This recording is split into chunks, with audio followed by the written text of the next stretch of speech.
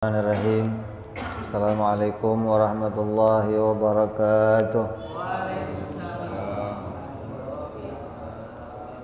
Al-Fatihah ila ruhi sayyidina habibina syafi'ina rasulillah sayyidina Muhammad ibn Abdullah sallallahu alaihi wa ala alihi wa ashabihi wa azwajihi wa dhurriyyatihi anna Allah ya'li darajatihim bil jannah wa yanfa'una bi asrarihim wa anwarihim wa ulumihim wa nafahatihim wa barakatihim في الدين والدنيا والآخرة ويجعلنا من حزبهم ويرزقنا محبتهم ويتوفانا على ملتهم ويحشرنا في زمرتهم بالعافية والسلامة لهم الفاتحة.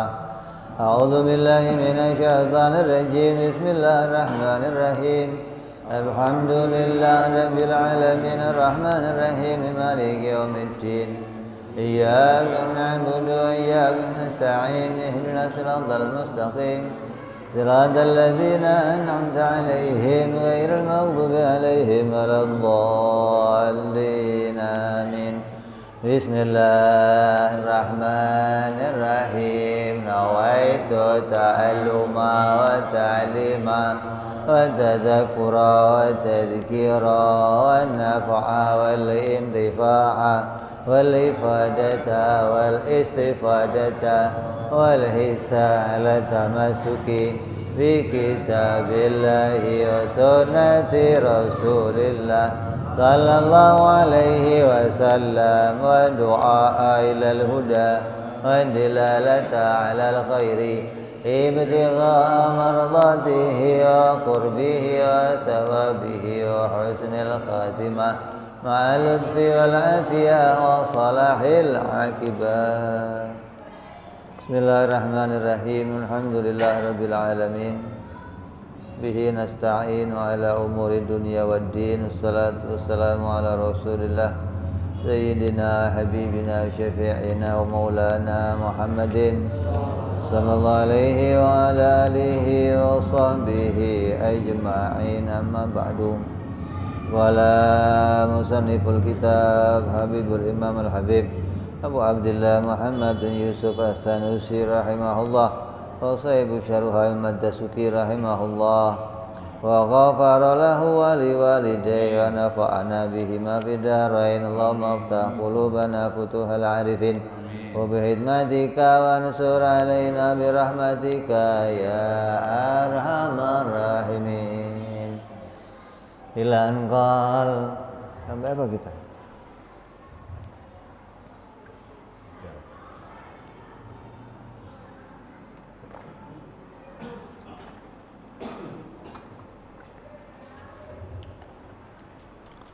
Tidak mudah. Hah? Bakok ya? Halaman berapa? Hah?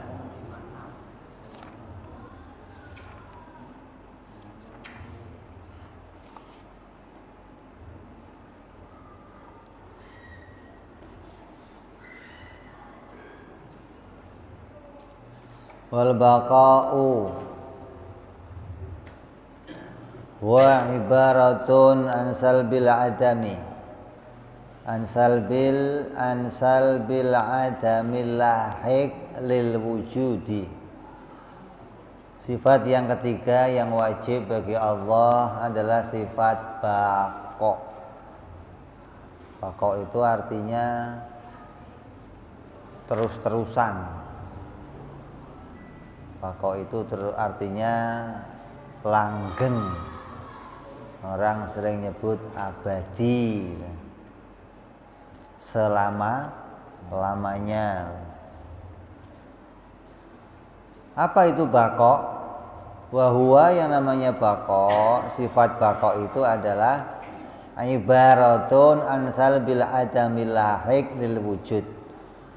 Merupakan ungkapan atau ibarah dari menafikan ketiadaan yang terjadi setelah wujud. Wa in syi'ta qulta wa ibaratun an adamil akhiriyati lil wujud. Atau kalau bisa mau kamu katakan, boleh kamu katakan dengan ibarah dari ketiadaannya akhir bagi wujudnya.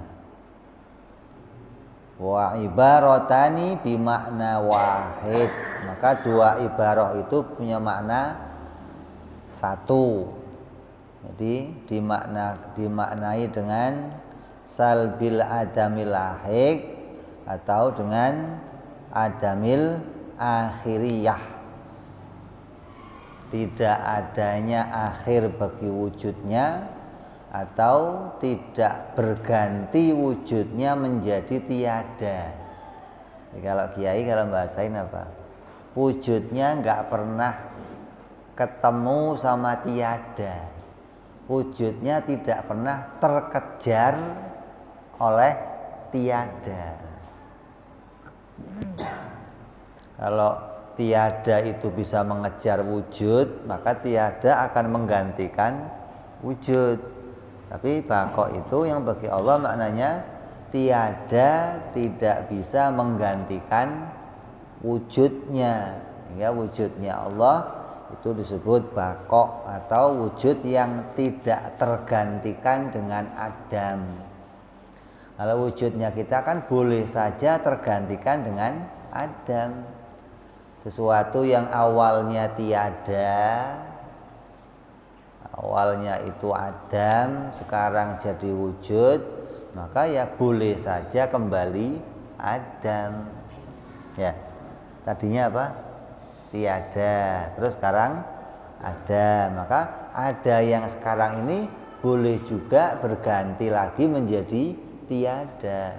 Nah, adanya Allah tidak demikian. Adanya Allah awalnya tidak pernah tiada, maka wujudnya itu tidak akan tergantikan menjadi tiada. Dari awal sudah diawali dengan tiada, maka akhirnya pun tidak digantikan dengan tiada. Ini namanya wujudnya Allah tetap.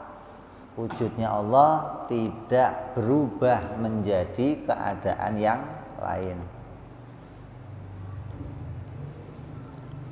Wa ba'dul a'immati yaqulu ma'nal baqa fi haqqihi ta'ala istimrarul wujud.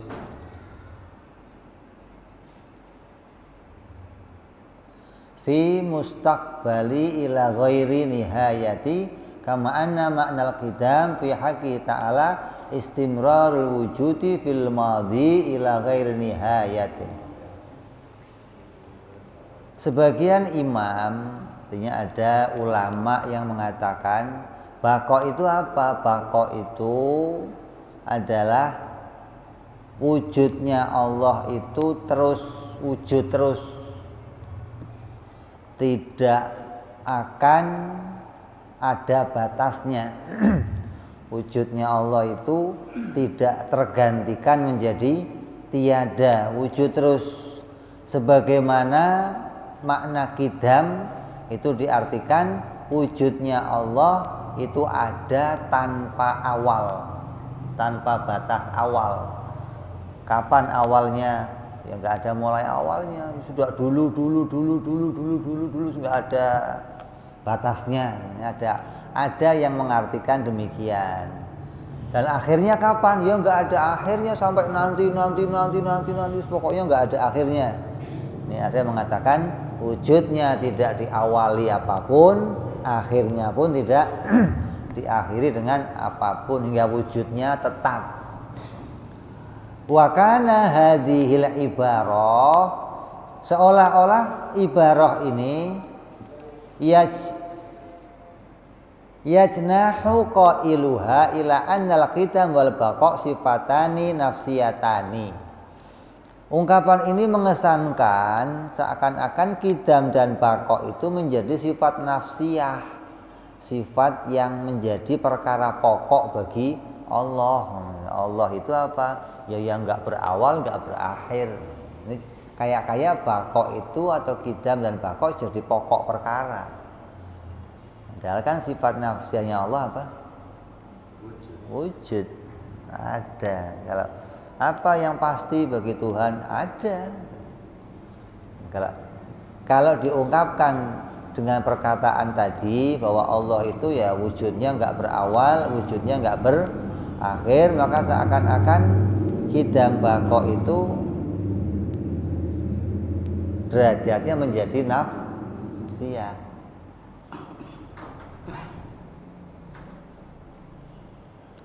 Li'annahuma indahu al-wujudu mustamirrun fil madhi wal mustaqbal. Sebab menurutnya keduanya merupakan wujud yang terus-menerus di masa lalu dan masa yang akan datang. Wal wujudun nafsiyun, dan wujud itu adalah sifat nafsiyah li adami tahaqquqi dzat biduniha, yang mana tidak akan dipahami suatu zat tanpa adanya sifat wujud. Wa hadzal madhab dhaifun, maka madhab yang mengatakan qidam baqo itu menjadi nafsiyah, ini madhab yang dhaif. Li'annahuma, karena sungguhnya keduanya qidam dan baqo laukanata nafsiyataini, apabila keduanya menjadi sifat nafsiyah, lazima alla tuqalu dzat bidunihima. Maka kalau sifat nafsiyah, kalau sifat qidam baqo itu menjadi nafsiyah, maka akan dipahami bahwa tidak diterima suatu zat tanpa keduanya. Berarti tiap-tiap zat itu harus qidam dan baqo. Kalau qidam baqo itu jadi nafsiyahnya zat, berarti tiap zat harus qidam dan baqo. Wadzalika batilun bidalilin anna dzata yuqalu wujuduha summa yutlabul burhan ala wujubi qidamiha wa baqaiha. Apa dalilnya yang mengatakan bahwa qidam baqo itu sebagai nafsiyah? Maka ini pendapat yang dhaif, pendapat yang lemah, pendapat yang batil. Dikatakan bidalili, dengan dalil bahwa wujud atau zat tanpa keduanya itu juga bisa diterima akal, gitu loh. Wujud itu juga bisa diterima tanpa qidam dan baqo. Kalau qidam baqo itu jadi nafsiyah, maka wujud tidak bisa diterima tanpa qidam dan baqo. Nyatanya ini wujud, diterima enggak? Ini wujud. Ada enggak ini? Ada. Qidam apa baqo? Ini qidam baqo enggak? Ya enggak qidam, ya enggak baqo, tapi diterima dia sebagai wujud, begitu loh. Jadi kalau qidam baqo itu jadi nafsiyahnya zat, berarti tiap zat harus qidam baqo. Makanya nafsiyahnya zat itu apa? Ya wujud. Maka tiap zat pasti wujud. Ini zat ya wujud, Allah zat ya wujud. Maka nafsiyahnya zat itu hanya sifat wujud bagi Allah Subhanahu wa ta'ala, enggak ada yang lainnya, enggak ada. Enggak qidam, enggak baqo. Jadi alasannya kalau qidam baqo jadi nafsiyah, maka tidak diterima wujud tanpa qidam dan baqo. Nyatanya ada wujud yang diterima dengan tanpa qidam dan tanpa baqo. Atau bisa juga dimaknai begini, kalau qidam baqo itu jadi nafsiyah bagaimana?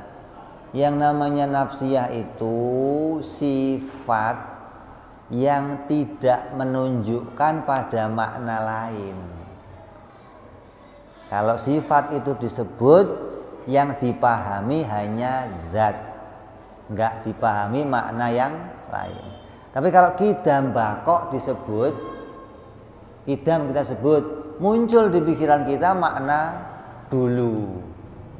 Baqo disebut, muncul di pikiran kita makna akhir. Berarti qidam baqo itu sifat yang menunjukkan pada makna lain selain zat. Maka ketika qidam baqo itu menunjukkan makna lain, dia tidak bisa berposisi sebagai nafsiyah. Yang bisa berposisi sebagai nafsiyah sifat yang tidak menunjukkan makna yang lain. Dia hanya menunjuk pada dirinya sendiri. Maka itu hanya sifat wujud. Wa syadda qaumun, maka segolongan kaum yang menyimpang, faqalu, mereka berpendapat, innal qidama wal baqa'a sifatani mawjudutani. Ada lagi yang lebih menyimpang lagi, mereka mengatakan qidam dan baqa' bagi Allah itu kedua-duanya sifat ma'ani, sifat wujudiyah. Tagumani bidzati, yang keduanya berdiri pada zatnya Allah, kal ilmi wal qudrah, seperti sifat ilmu dan sifat kudrat. Kan kalau pada kita keduanya ini sifat adamiyah, sifat ibarah, sifat yang tidak sampai pada derajat mewujud, tidak bisa fil dhihnil adhan, tidak bisa fil kharijil a'yan, tidak bisa, tapi fil dhihnil adhan, hanya bisa dipahami saja, subut. Ada lagi yang memahami, oh enggak, qidam baqa itu bisa dimasukkan dalam kelompok sifat ma'ani yang derajatnya sampai bisa dilihat seperti ilmu dan kudrat. Wala yakhfa dha'fuhu, maka sangat jelas kelemahan pendapat ini. Li'annahu yalzamu alaihi ayyakuna qadimaini aidon biqidamil akhar mawjudin. Sebab kalau qidam baqa menjadi sifat wujudiyah, maka akan memastikan bahwa keduanya juga bersifat qidam dan baqa. Wa baqiya ini aidon bi baqail akhar mawjudin, dan keduanya bersifat qidam karena sifat qidam lain yang wujud sebagaimana ilmu dan kudrat, dan bersifat juga baqa karena sifat baqa lain yang wujud sebagaimana sifat ilmu. Tsumma yantakilul kalam ila hadzal qidamil akhar wa hadzal baqaul akhar fayalzamu fihima ma lazima fil awwalaini wa yalzamu tasalsul. Maka kemudian pembahasannya beralih pada ini adalah qidam dan baqa lain, maka dalam keduanya terdapat kelaziman yang ada qidam dan ada baqa yang pertama, maka ini namanya tasalsul. Qidam baqa dijadikan sifat ma'ani, sifat wujudiyah. Sifat wujudiyah itu derajatnya seperti kudrat dan ilmu, walaupun qidam baqa itu enggak punya ta'aluk. Kalau qidam baqa dijadikan ma'ani pasti enggak punya ta'aluk. Apa kerjanya qidam baqa? Karena sifat ma'ani itu sifat yang punya ta'aluk kecuali hayat. Maka kalau qidam baqa itu dijadikan sifat ma'ani, maka akan tergantung sifat qidam baqa itu pada qidam baqa yang lain. Qidam baqa yang ma'ani tergantung pada sifat qidam baqa yang salbiyah, maka akan jadinya tasalsul, sesuatu yang bertumpuk-tumpuk.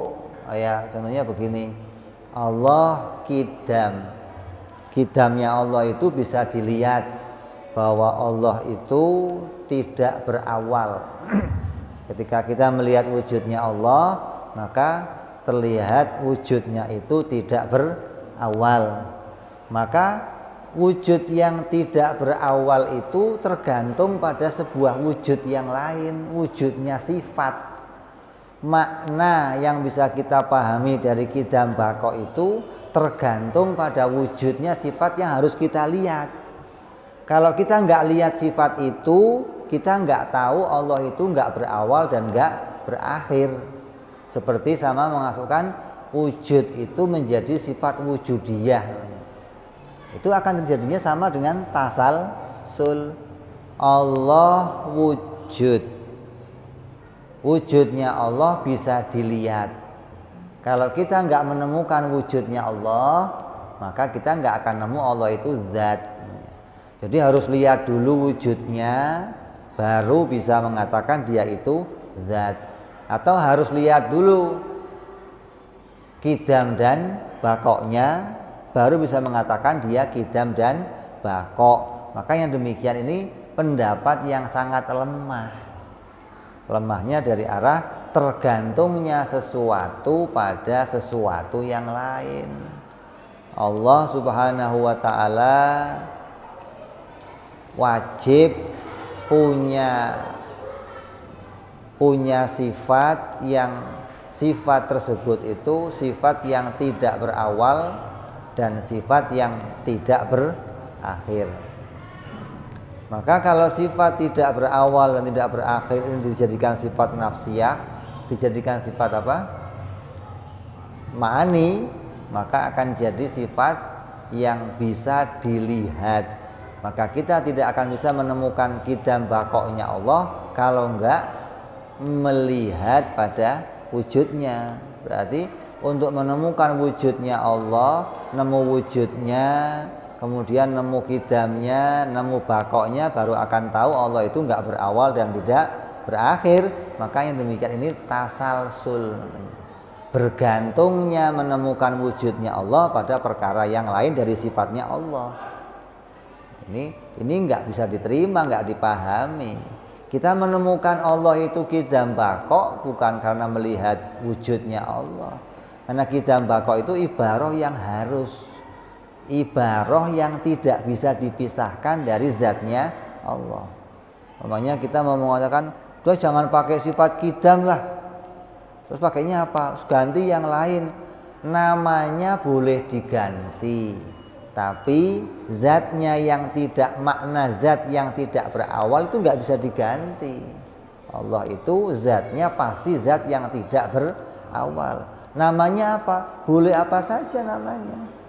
Nah kalau zat yang tidak berawal itu bisanya diketahui dengan dilihat, maka ya muter-muter namanya, nggak jelas.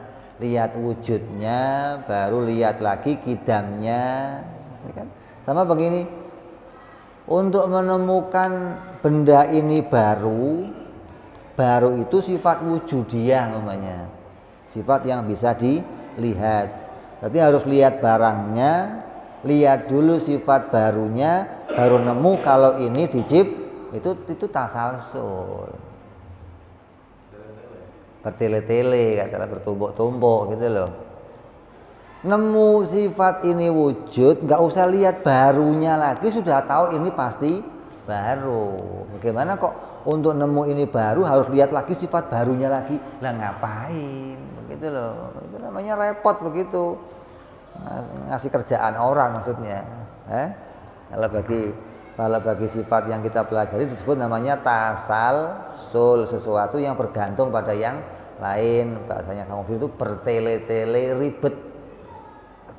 Kalau sampai Qidam Baqa jadi sifat ma'ani, maka Qidam Baqa itu jadi nafsiyah yang enggak bisa, jadi ma'ani juga enggak bisa. Wa adzafu min hadhil qaulu man faraqa wa qala al-qidamu salbiyun wal baqa'il wujudi. Ada lagi yang lebih lemah lagi, yang memisahkan, yang menganggap Qidam itu salbiyah dan Baqa itu wujudiyah. Ini juga ruwet lagi. dipisah-pisah. Qidam itu salbiyah, bakoknya wujudiyah. Jadi untuk nemu Allah itu enggak berakhir, harus lihat dulu wujudnya, begitu loh. Oh iya, Allah ada, berakhir enggak? Ya lihat dulu sifatnya. Oh iya, enggak berakhir juga. Ini kan ribet sama. Jadi untuk nemu tidak berawalnya cukup dipahami dengan dalil, tapi untuk nemu tidak berakhirnya harus dilihat. Ini juga enggak bisa, enggak beres. Atau sama saja mau dikatakan qidam baqo itu mau dimasukkan ke dalam sifat maknawiyah, ya nggak cocok juga. Kalau qidam baqo mau jadi maknawiyah, nanti ma'aninya apa? Karena tiap maknawiyah pasti nuntut ma'ani. Jadi maka nggak bisa ini. Qidam baqo itu mau tidak mau posisinya harus sebagai salbiyah. Tidak bisa bergeser, tidak bisa berpindah menjadi derajat sifat yang lain. Nggak bisa jadi nafsiyah, nggak bisa jadi ma'ani, dan nggak bisa jadi ma'nawiyah gitu. Kalau qidam baqo jadi ma'ani, ya pasti punya ma'nawiyah. Kalau dia punya ma'ani, lah ma'nawiyahnya apa? Baqo ma'ani, terus ma'nawiyahnya baqiyah gitu. Qidam ma'ani, terus ma'nawiyahnya qidamiyah gitu.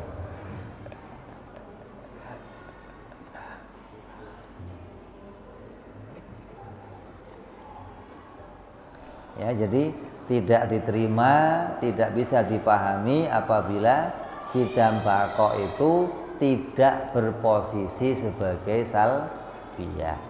Dua sifat ini harus menjadi sifat salbiyah.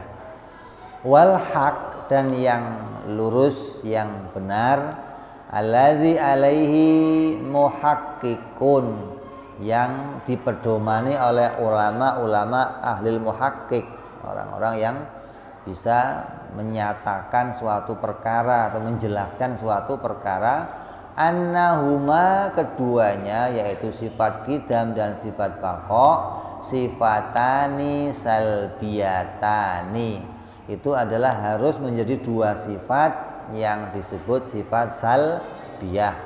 Ai kulli minhuma ibaratun an salbi makna, yang mana keduanya itu adalah ibarah, merupakan ungkapan atau penggambaran ansalbi, dari peniadaan makna layaliku bihi ta'ala, meniadakan makna yang tidak layak bagi Allah subhanahu wa ta'ala. Walaisa lahuma maknan maujudan fil kharijil anidhihin, maka keduanya itu bukanlah sebuah makna yang maknanya itu bisa muncul dari hati pada sesuatu yang terlihat. Kharijil dhihin itu keluar dari dhihin dan bisa dilihat sampai sampai kharijil a'yan, sampai bisa dilihat oleh mata, maka derajatnya bukan demikian. Kalau sudah kharijil dhihin mesti a'yan bisa dilihat. Jadi ibarah yang menggambarkan tidak berawalnya zat Allah dan tidak berakhirnya zat Allah, itu di dalam memahaminya hanya bisa dipahami oleh akal, dipahami oleh hati, bukan sampai derajatnya bisa dilihat. Ini perbedaan ulama memahami derajat sifat qidam dan baqo. Gambarannya sama dengan ini. Qidam baqo itu, qidam itu lawannya apa? Lawannya qidam apa? Hudus. Makanya sifat hudus seperti apa? Ya ini seperti yang ada pada ini. Hudus itu derajatnya juga ibarah. Hudus itu derajatnya juga penggambaran, hanya bisa dipahami oleh hati, nggak bisa dilihat pakai mata. Coba yang baru yang mana? Kan nggak kelihatan. Yang kamu lihat ya bendanya, warna hitamnya, bundernya, ini yang kamu lihat. Kalau barunya bagaimana? barunya hanya dipahami, oh barang ini tadinya nggak ada, jadi ada. Maka tiap yang demikian pasti baru. Jadi baru itu bukan bisa dilihat pakai mata, tapi baru itu dipahami oleh hati. Karena melihat keadaannya yang tadinya nggak ada terus menjadi ada. Keadaan yang demikian itu digambarkan sebagai sesuatu yang baru. Nah kalau Allah bagaimana? Oh keadaannya nggak seperti ini. Wujud atau zat yang keadaannya tidak diawali oleh Adam ya hanya Allah doang. Selainnya Allah wujudnya mesti diawali dari tidak ada terus jadi ada. Hanya wujudnya Allah dan sifat-sifatnya Allah yang tidak diawali oleh sesuatu. Selainnya diawali. Maka mengetahui kidam itu enggak harus melihat wujudnya. Kalau mengetahui kidam harus melihat wujudnya ya kita kerepotan bagaimana memahami kidamnya. Jadi tahunya Tuhan kidam nanti kalau lihat wujudnya Allah. Waktu kita kenal wujudnya Allah belum tahu kidam atau bakoknya ini keribetan. Namanya bergantungnya nemu wujud dengan wujud yang lain, bergantungnya nemu sifat dengan sifat yang lain, ini nggak bisa. Atau nanti kidamnya Allah itu ya kidam, kidamnya Allah itu ya bakok.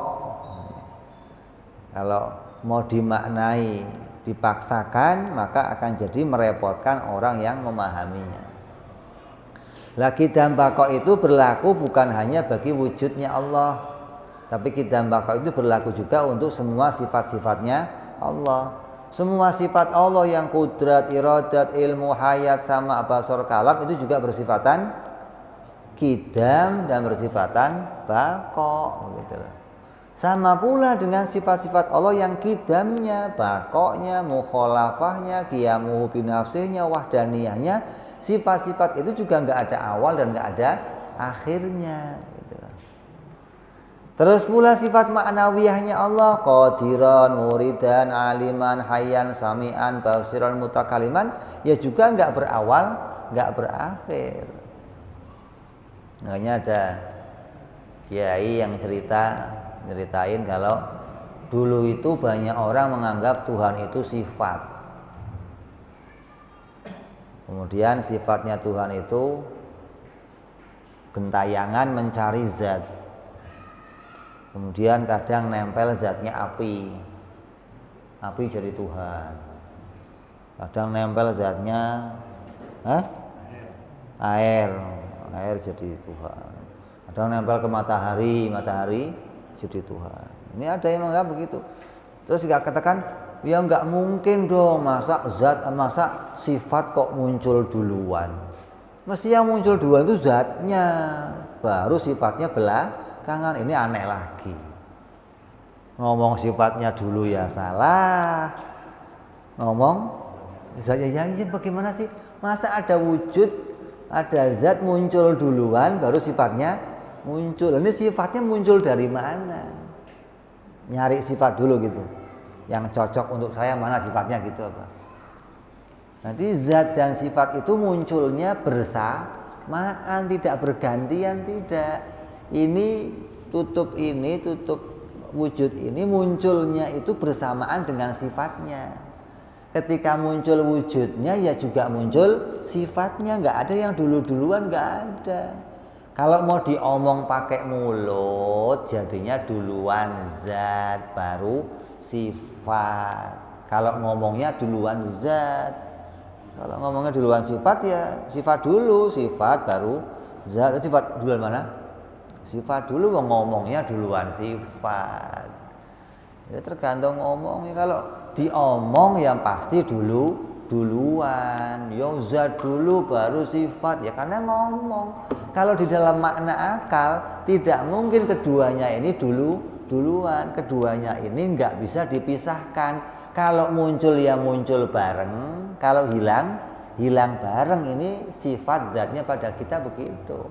Kalau dia muncul ya muncul bareng sifatnya, kalau hilang bareng sama sifatnya begitu. Nggak bisa Ada wujud kok dicopot sifatnya doang, diganti sifat yang lain, bisa?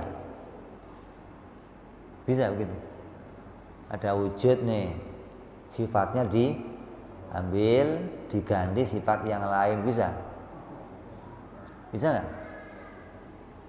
Ini banyak dipahami orang begini. Makanya ada yang mengatakan ya zatnya duluan, baru sifatnya belakangan. Ya, contoh ini gerak, sekarang diam. Gerak yang tadi kemana? Hilang, ganti dengan diam. Nah kalau wujudnya ganti enggak? Enggak kan? Yang ganti apanya? Geraknya doang gitu. Gerak ganti ke diam. Wujudnya ganti enggak? Enggak. Gitu. Jadi sifatnya dicopot, diganti sifat yang lain. Ya. Gerak sifat bukan? Sifat. Keadaan itu apa namanya? Keadaan itu berdiri sendiri enggak? Enggak. Diri di mana?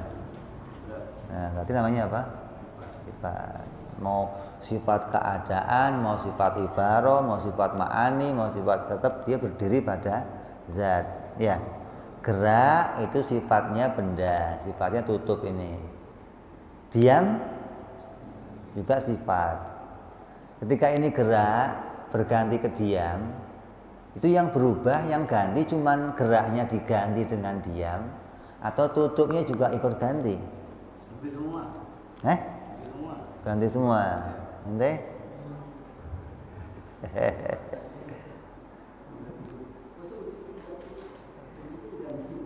Iya. Jadi gimana, yang ganti apanya? Ganti sifatnya aja, wujudnya nggak ganti.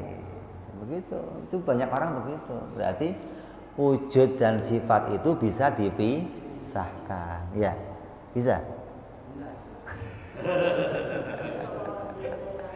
Iya, kalau dilihat mata begitu. Kata mata ya wujudnya nggak ganti nih, ya. Kata mata wujudnya masih ini aja. Kayak kamu dari sakit ke sehat. Yang ganti apanya? Yang ganti sakitnya doang, ganti sehat. Wujudnya ganti nggak?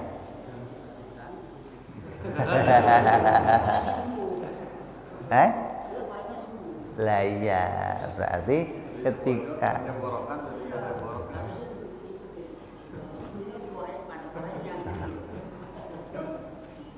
ya sekarang nggak usah yang itu lah, kenyang aja kenyang. Tadinya lapar jadi kenyang. Ganti nggak? Ganti apanya? Oh, kalau udah kenyang perutnya gendut. Kalau nggak gendut, nggak ganti. Jadi, lah kalau ini yang berubah apanya ini? Oh, masih begini-begini aja. Ya. Jadi kalau ukurannya pakai mata, kamu nggak akan bisa nemu perubahan-perubahan ini. Kamu hanya menganggap banyak sifat yang lepas dari zatnya, kemudian berganti dengan sifat yang lain. Kamu tadinya nggak ngerti ilmu, belajar tahu ilmu, berarti bodohnya hilang, ganti dengan ilmu. Wujudnya ganti nggak? Ya nggak ganti, masih wujud itu juga. Bagaimana bisa? Sifat itu tidak bisa lepas dari zat. Apa buktinya sifat nggak bisa lepas dari zat?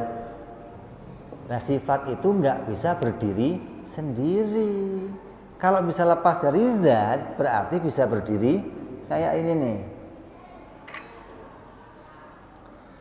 Dia bisa lepas dari zatnya, bisa berdiri, berarti dia bukan sifat. Ini namanya zat.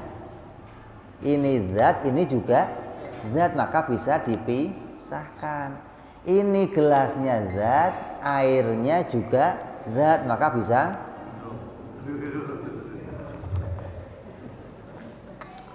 Kalau nggak bisa dipisahkan, ya nggak bisa diminum loh, gimana sih? Wong zat sama zat. Tapi kalau sifatnya nggak bisa dipisahkan, coba contoh. Tolong ganti bundernya ini pakai kotak. Bisa nggak? Ambil bundernya aja, ganti pakai kotak. Bisa? Bisa? Harusnya bagaimana? Nah, semuanya diganti, diremukin, cetak lagi yang kotak. Nah, nanti muncul yang kotak tuh. Berarti sifat itu kalau sudah nempel pada zat tidak bisa dipisahkan, gitu loh. Dan sifat dan zat itu nggak saling duluan. Keduanya lazim namanya, selalu bersamaan, selalu berkaitan. Hilang satu, hilang keduanya. Muncul satu, muncul keduanya, nggak bisa gantian atau duluan atau nggak bisa, selalu bersamaan. Kalau muncul yang muncul bersama, kalau hilang bersama. Itu namanya zat dan sifat. Lah Allah harus dipahami ya begitu. Kalau zatnya Allah qadim, sifatnya juga qadim, karena keduanya itu nggak duluan.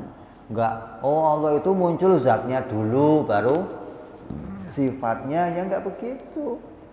Kalau zatnya ada ya pasti ada sifatnya. Jadi yang qidam dan yang baqa itu apa? Sifat-sifatnya Allah dan zatnya Allah. Kalau perbuatannya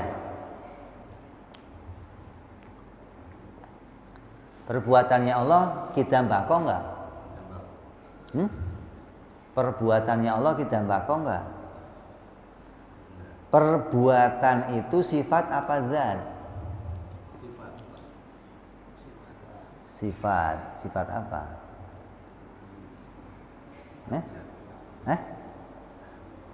Perbuatan itu zat apa sifat?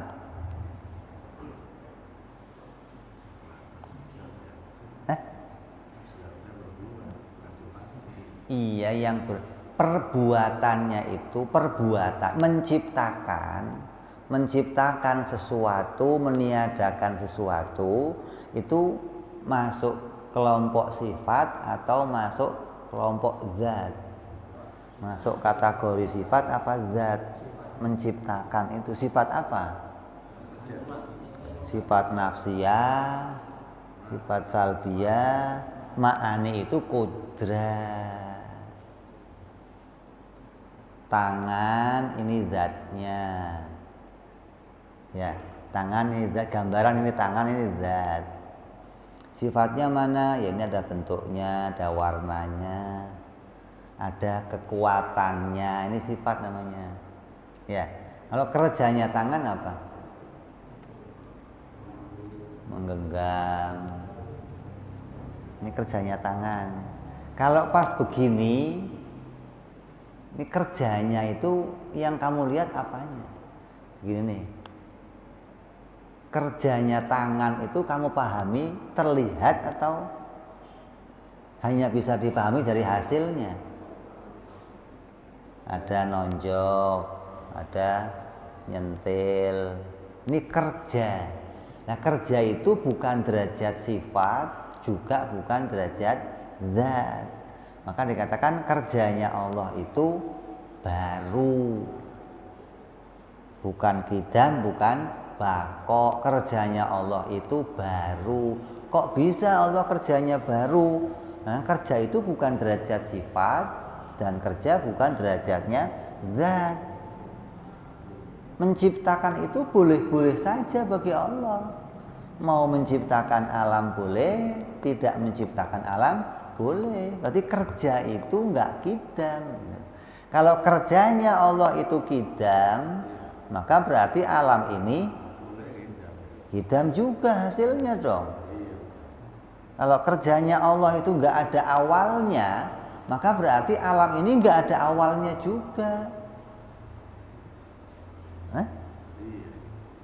Berarti Allah itu harus menciptakan jadinya. Nanti kerja itu bukan derajat sifat, juga bukan derajat zat, maka tidak dikatakan kidam atau bako. Nah, kalau diomong hudus ya boleh aja mau diomong hudus.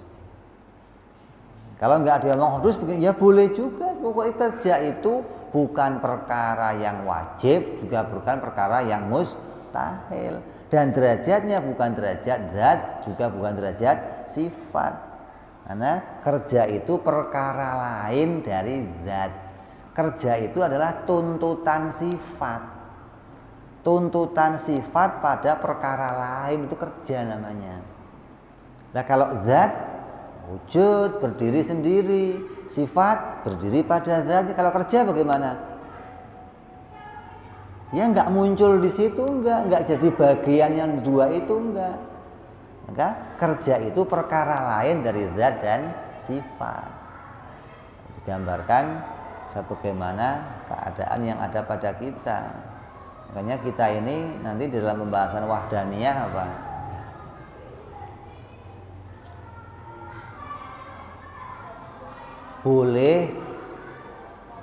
Boleh kita mengatakan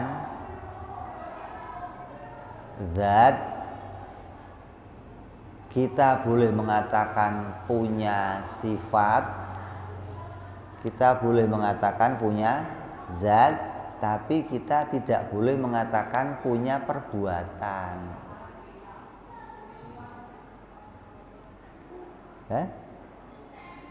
Zatnya perkara ini diciptakan Allah, sifatnya perkara ini diciptakan oleh Allah. Kalau perbuatannya ya diciptakan juga oleh Allah. Tidak boleh kamu katakan saya punya perbuatan sendiri, nggak bisa. Karena perbuatan itu tidak muncul dari diri kita sendiri. Artinya perbuatan itu bukan perkara yang bisa, yang punya mahiyah, bukan perkara yang punya nafsiyah sendiri, bukan. Tapi kalau zat punya jati diri sendiri, sifat punya jati diri sendiri. Kalau perbuatan nggak ada barangnya, maka kamu nggak bisa mengatakan bahwa oh saya juga punya perbuatan. Mana perbuatan kamu? Perbuatan yang ada pada kita itu diciptakan oleh Allah. Makanya nanti dalam pembahasan wahdaniyah ketika kita ngomong begini, Allah itu esa pada zatnya, maknanya apa? Tidak ada zat lain yang menyamai zatnya Allah. Allah esa pada sifatnya, maknanya apa? Tidak ada sifat lain yang menyamai sifat Allah. Allah esa dalam perbuatannya, maknanya apa? Tidak ada perbuatan lain yang menyamai. Nggak boleh ngomong begitu. Kalau pada perbuatan Allah ngomongnya tidak ada perbuatan selain perbuatan Allah. Nah, kalau zat ada lainnya, sifat ada lainnya. Kalau perbuatan nggak ada lainnya yang punya perbuatan kecuali Allah. Karena perbuatan itu bukan perkara yang bisa diciptakan nih buat lu nih, nggak bisa begitu loh. Kayak wayang itu wujudnya dibikin sama dalang, sifatnya dibikin sama dalang. Kalau perbuatannya nah nggak bisa wayang. Saya punya kerjaan lo, mana ada lo punya pekerjaan? Yang punya pekerjaan cuma dalang, bukan saya, begitu dong. Saya diciptakan perbuatannya. Ini untuk menolak pemahaman orang Mu'tazilah yang mengatakan Allah itu ya bisa saja menciptakan perbuatan pada kita nih, sama kayak menciptakan zat gitu loh. Allah bikin zat nih, Allah bikin sifat nih, Allah juga bikin perbuatan nih buat kamu. Enggak bisa begitu.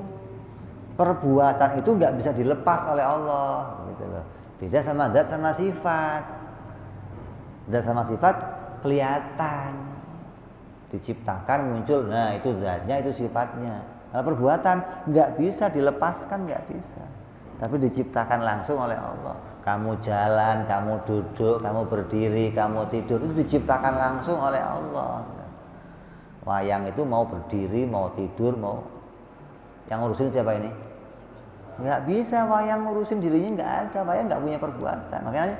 Maka dalam pembahasan wahdaniyah dimaknai ketika memaknai af'al tidak ada perbuatan lain kecuali perbuatannya Allah. Berarti kalau yang lain punya perbuatan itu diciptakan oleh Allah, tidak muncul dari perbuatan dirinya sendiri. Berarti menunjukkan apa ini? Bahwa perbuatan itu perkara lain dari zat. Perbuatan itu perkara lain dari sifat. Jadi zat ya bukan, sifat ya bukan. Terus mau dihukumi kidam bako apa enggak? Ya enggak. Yang dihukumi kidam bako itu zatnya dan sifatnya. Ya. Ini yang harus kita pahami, karena kalau kita pahami perbuatannya Allah juga kidam, berarti kita memahami Allah itu wajib menciptakan alam. Alam ini jadinya tidak ada awalnya. Kalau menciptakannya nggak ada awalnya, berarti wujudnya makhluk juga nggak ada awalnya. Ya, ini yang kita pahami dari sifat kidam. Makanya kalau kita paham kidam ini yang paling mudah kita pahami bahwa Allah itu zatnya tidak pernah ketemu sama Adam, gitu aja. Kalau Kiai zatnya nggak pernah tersusul sama Adam, nggak pernah terkejar sama Adam. Jadi ya wujud terus. Kalau terkejar sama Adam, wujudnya akan berganti dengan Adam, seperti wujudnya kita. Kamu muda, tua, dikejar sama Adam, diganti Adam, mati, hilang. Seperti orang-orang tua kita yang dulu wujudnya diganti sama Adam. Nah, kalau Allah wujudnya tidak tergantikan oleh Adam, makanya Allah disebut wujud. Nah, bedanya dengan surga apa? Surga kan juga bakok. Oh, kalau bakoknya surga, langgengnya surga, maka itu langgeng yang diciptakan. Langgengnya Allah, langgeng yang hakiki, gitu loh. Kalau langgengnya surga, langgeng yang zamani atau berkait sama waktu. Ada lagi, besok ada lagi, ada lagi. Kenapa? Ada lagi itu ya berkaitan sama waktu. Kalau adanya Allah, ada yang hakiki, kidamnya Allah hakiki, bakoknya Allah hakiki, bukan bakok yang zamani, bukan hasil dari diciptakan. Ini harus kita pahami, hingga beda antara sifat bakok bagi surga dan beda antara sifat bakok bagi Allah. Boleh nggak surga disifati bakok? Ya boleh, itu bukannya disifati di Quran. Allah juga disifati bakok, wa ya pokok wa rabbika dzil jalali wal ikram, dan Tuhan kamu bersifat bakok. Allah disifati bakok, surga juga disifati bakok. Terus bedanya apa? Oh, kalau bakoknya Allah itu tidak diawali sesuatu. Kalau bakoknya surga diawali sesuatu. Atau kalau bakoknya Allah itu bakok yang hakiki, bukan bakok yang terus menerus, atau bukan bakok yang berganti berkait sama zaman. Tapi kalau bakoknya surga, bakok yang berkait sama zaman. Ini harus kita pahami dari makna kidam bagi Allah Subhanahu wa ta'ala. Hingga ketika kita mensifati kidam, jelas sifat kidam itu kidam yang maknanya ibarah an adamil akhiriyah, itu hanya pada Allah, tidak ada pada yang lain. Kalau kidamnya surga bagaimana? Walaupun surga itu bakok, itu enggak berakhir, tapi surga itu kapan saja bisa berakhir. Derajatnya surga walaupun disifati bakok, tetap derajatnya perkara mungkin, perkara yang diciptakan, maka derajatnya tetap bisa ditiadakan. Tapi kalau bakoknya Allah tidak mungkin tiada, karena wujudnya bukan wujud yang diciptakan. Ini yang harus kita tahu dari makna baqa bagi Allah Subhanahu wa taala. Insyaallah kita teruskan nanti bicara sifat yang berikutnya, yaitu sifat mukhalafatuhu ta'ala lil hawadisi insyaallah. Wallahu a'lam bishawab. Ila hadratin nabi. Al-Fatihah. A'udzu billahi minasyaitonir rajim. Bismillahirrahmanirrahim. Alhamdulillahi rabbil alamin arrahmanir rahim maliki yaumiddin. Iyyaka na'budu wa iyyaka nasta'in ihdinas siratal mustaqim siratal ladzina an'amta 'alaihim ghairil maghdubi 'alaihim waladdallin amin. Ya Rabbana i'tarafna bi anana qatarafna wa anana asrafna 'ala al-adha ashrafna وتب علينا توبة تغسل كل حوبة واستر لنا عوراتي وأمن روعتي واغفر لوالدينا ربي ومولودينا والأهل والإخوان وسائر الهلان وكل ذي محبة أو جيرة أو صحبة والمسلمين أجمع آمين ربي فضلا وجودا منا لا باكتساب منا